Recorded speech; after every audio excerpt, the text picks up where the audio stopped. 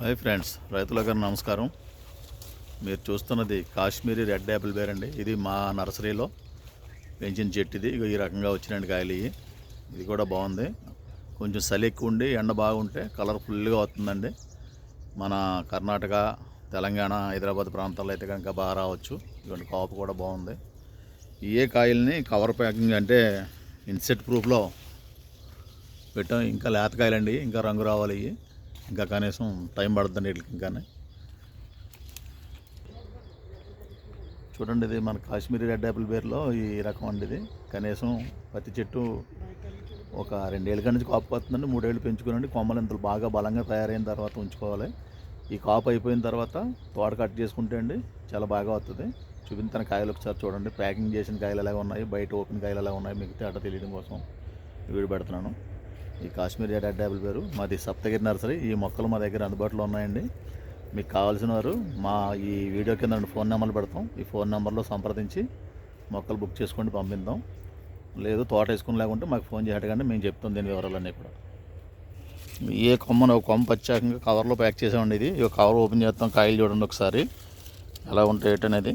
ఈ కవర్ లోపల అంటే ఈగల బాధ పడలేక చేసిన పని అండి. ఇది ఫుడ్ ప్లే ఎక్కువైపోతుంది కదండి. ఫుడ్ ప్లే ఇబ్బంది ఎక్కువగా ఉండడం వల్ల ఇలా కవర్ వేసాం అనమాట.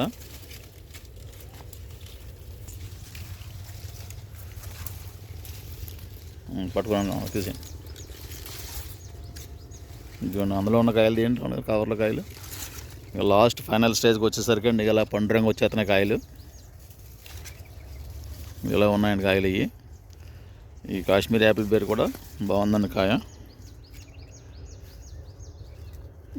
పెంచుకోవచ్చు. ఇదండి ఇలా కొంచెం నీడ ఉన్నా, సెమీ షేడ్ ఉన్నా కొంచెం కలర్ తక్కువ వస్తున్నాయండి. డైరెక్ట్ సన్లైట్లో ఉంటే కనుక ఫుల్ కలర్ వస్తున్నాయి అనమాట అండి.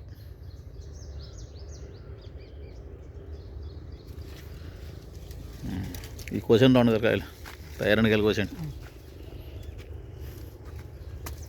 ఇది కూడా ఒక పాట్లో పెట్టి పెంచామండి. గ్రౌండ్లోకి ఏర్ వెళ్ళిపోయింది.